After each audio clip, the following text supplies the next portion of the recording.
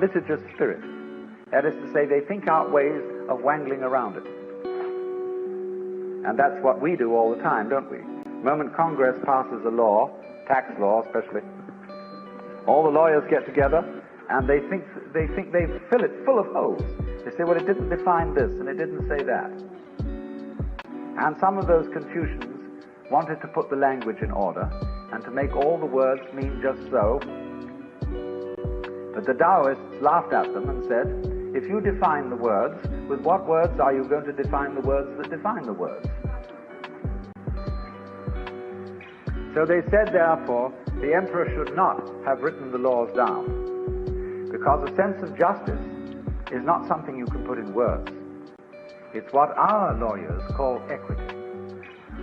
And you talk to any lawyer, and he, in discussing various judges around town, he will say, well, Judge so-and-so is pretty much a stickler for the letter of the law. But on the other hand, Judge so-and-so has a sense of equity. He knows when the law, the letter of the law, just doesn't apply to this particular case. And he just has an innate sense of fair play. That's the man to be trusted as a judge. So this is what the Chinese mean by a judge who has the sense of li, of real justice. It can't be written down, it can't be explained, because every case is individual. But what such a man has fundamentally in his heart, he trusts the good and bad of human nature. Human beings are complex. We don't know ourselves at all, really. Consider your nervous system. Neurologists haven't even begun to figure it out. And yet all your conscious decisions are based on this thing that you don't understand. You are unbelievably more wise in your nature than you ever will be in your conscious thoughts. Because behind your conscious thoughts lies your nervous system. And if you say, well, my nervous system is unreliable, it is just a bunch of strange, weird biological chances that have got mixed up somehow, then this very opinion that you're expressing, you see, is a function of that nervous system. So you're saying that you are a total hoax. You can't trust yourself at all. So that is a set of game rules that don't lead anywhere. It's totally self-frustrating. So you see, what the Chinese have developed here is a theory of nature. I said there are three theories. The Western mechanical theory, nature as an artifact, the Hindu dramatic theory, and the Chinese organic theory. Nature, human nature included, is an organism. And an organism is a system of orderly anarchy. There is no boss in it, but it gets along by being left alone and being allowed to do its stuff. That's what the Chinese Taoist philosophy calls Wu Wei, which means not doing nothing, but not interfering with the course of events, not acting against the grain. Now this is the time to introduce the second word, li, in Chinese. The first li meant justice. The second li is a character which had the original meaning of the markings in jade, the grain in wood, and the fiber in muscle. And it's usually translated reason or the principle of things. These are not very good translations. The best translation of li is organic pattern. Now look here. When you look at the clouds, they aren't symmetrical, they don't form fours, they don't come along in cubes. But you know at once that they're not a mess. A dirty old ashtray full of junk may be a mess. The clouds don't look like that. When you look at the patterns of foam on water, they never make an artistic mistake. and they're not nests. They are wiggly, but in a way orderly, and it's difficult for us to describe that kind of order. Now take a look at yourselves. You're all wiggly. We think, we're pretty ordinary because there are a lot of us that look approximately the same. So when we see a human being, we think, well, that's pretty much in order and kind of regular and it's okay. But we don't realize how wiggly we are. We're just like clouds, rocks, and stars. Look at the way the stars are arranged. Do you criticize the way the stars are arranged? Would you like them to form fours? Would you like them to be sort of set out like needlepoint on the canvas of the skies? There was somebody in the 18th century, in the days when they built formal gardens with clipped hedges and made all the tulips stand together like soldiers, who criticized the stars for being irregularly arranged. But today, we don't feel that way. We love the way the stars are scattered. And they never make a mistake in their arrangement.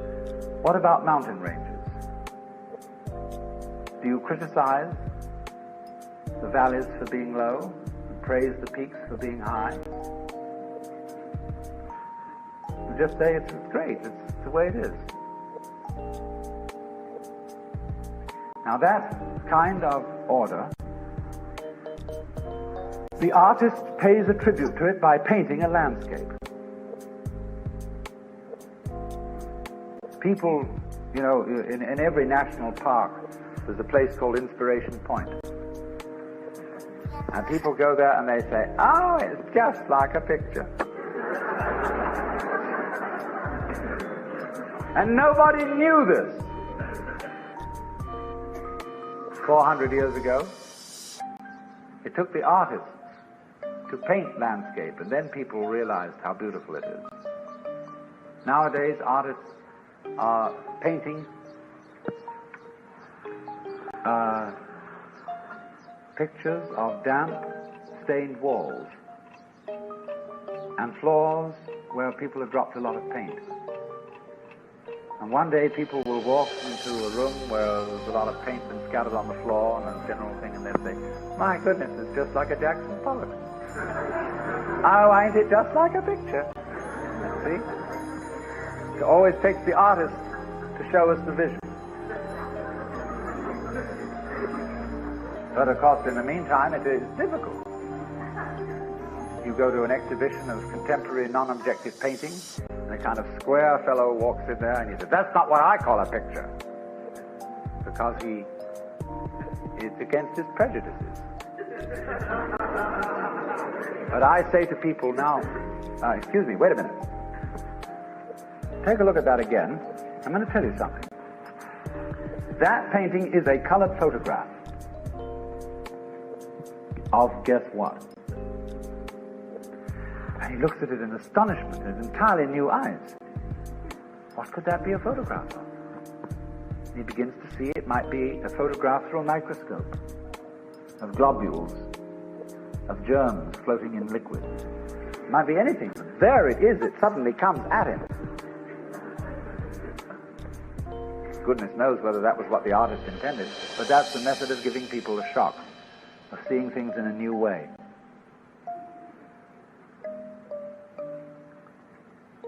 You know, a GI visited Picasso in Paris during the war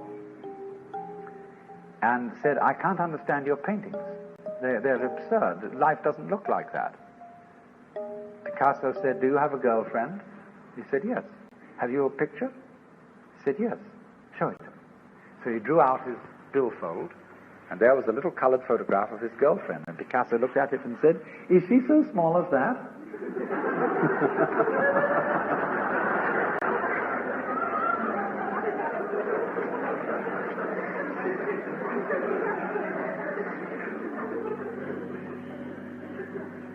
Now then, the idea of Li, the idea of natural order, is like this: patterns on foam, patterns in jade, the shapes of the clouds, the shapes of trees and mountains. They are orderly, but we cannot put our finger on the order. We know it's orderly, but we don't know why. And we know it's completely different from a mess. The order of nature is in that way then indefinable. When St. Augustine was asked what is time, he said, I know what it is, but when you ask me, I don't. And so in the same way, the Chinese would say, we know what the order of nature is, but if you ask us, we don't. The poet says, picking chrysanthemums along the eastern fence, gazing in silence at the southern hills, the birds fly home through the soft mountain air of dusk. In all these things there is a deep meaning, but when we are about to express it, we suddenly forget the words. That's Lee. Nature as a self-ordering principle, but it doesn't really know how it does it. Another poem says, if you want to know where the flowers come from, even the god of spring doesn't know.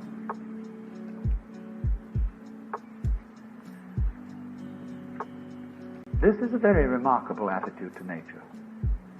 Politically, you see, if you translate this into politics, it is a high philosophical anarchy. And there's a lot to be said for this as a political point of view. That, in other words, government is always a mess. That is to say that the emperor, instead of going around in processions and being heralded and flags waved, should be as unobtrusive as the head of the sanitation department. You know, he's a man, just a guy who goes around in a plain ordinary suit and really attends to his job. And the head of the sanitation of the city of Dallas goes around. You don't have a police escort and sirens blowing and flags waving. He simply does his job. And the feeling of Lao Tzu is that the president or the emperor should have the same kind of attitude.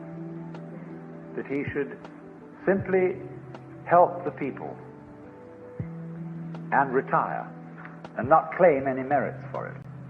Always withdraw himself. Always be behind the scenes. Not striving for power, but simply to help things along. Govern a great state, he said, as you would cook a small fish. Now, you know, when you've got a small fish in the frying pan, don't keep tossing it around and fidgeting with the spatula. Otherwise it'll fall apart. Do it gently. Softly, softly, catchy monkey. So then, here is a conception of nature as something you must trust. Outside nature, the birds, the bees, the flowers, the mountains, the clouds, and inside nature, human nature.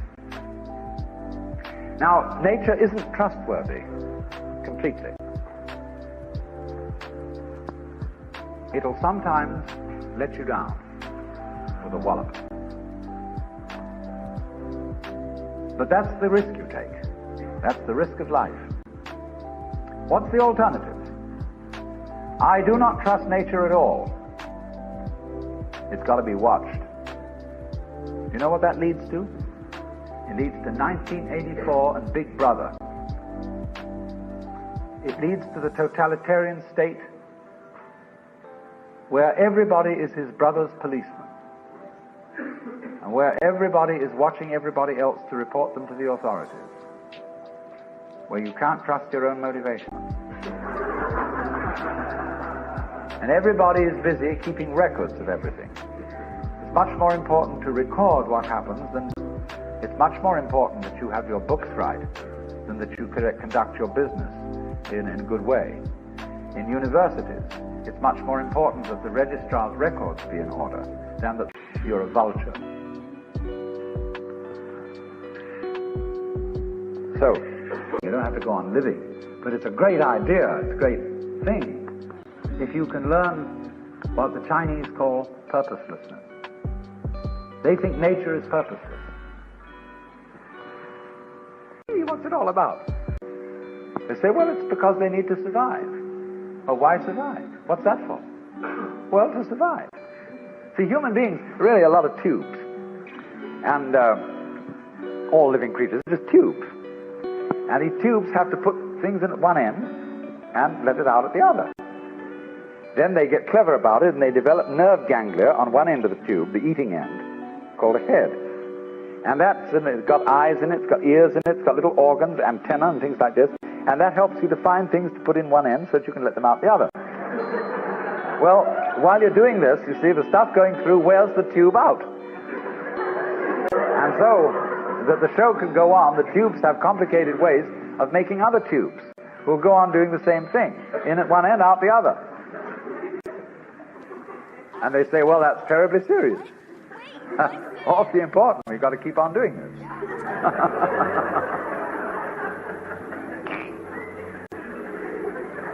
But when Chinese say nature is purposeless, this is a compliment. It's like the idea of the Japanese have a word, yugen. And they describe yugen as watching wild geese fly and be hidden in the clouds. As watching a ship vanish behind a distant island. As wandering on and on in a great forest with no thought of return. Haven't you done this? Haven't you gone on a walk with no particular purpose in mind? Carry a stick with you and you occasionally hit at old stumps and wander along and sometimes twiddle your thumbs. It's at that moment that you are a perfectly rational human being. You learn purposelessness. All music is purposeless. Is music getting somewhere? If it were, if the aim of music of a symphony were to get to the final bar, the best conductor would be the one who got there fastest. See, dancing, when you dance, do you aim to arrive at a particular place on the floor? Is that the idea of dancing? The aim of dancing is to dance, is the present. Well, it's exactly the same with our life. We think life has a purpose. I remember the preachers used to say, when I was a small boy, I'd always hear it, we must follow God's purpose, His purpose for you and His purpose for me. When I asked these cats what the purpose was, they never knew. They didn't know what it was. They had a hymn. God is working His purpose out as year succeeds to year. God is working His purpose out and the time is drawing near.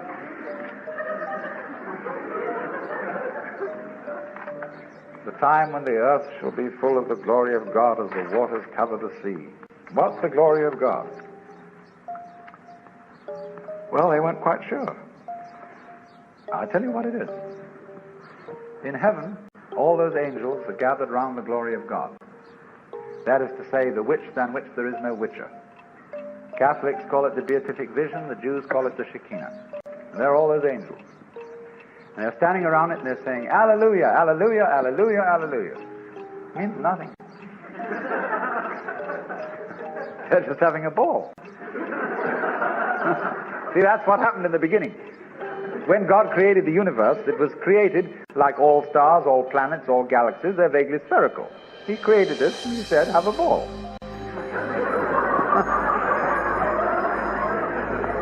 But before He said that, He said, you must draw the line somewhere. That was the real thing He said first. Before let there be light. That came later. First thing was, you must draw the line somewhere. Otherwise, nothing will happen. You've got to have the good guys, the bad guys. You've got to have this, you've got to have that. The black and white, light and darkness. Must draw the line somewhere. Now, here's the choice. Are you going to trust it or not? If you do trust it, you may get let down. And this it is yourself, your own nature, and all nature around you. There's going to be mistakes. But if you don't trust it at all, you're going to strangle yourself. To throw it, I must let go of it. To live, I must have faith. I must trust myself to a nature which doesn't have a boss, because a boss is a system of mistrust.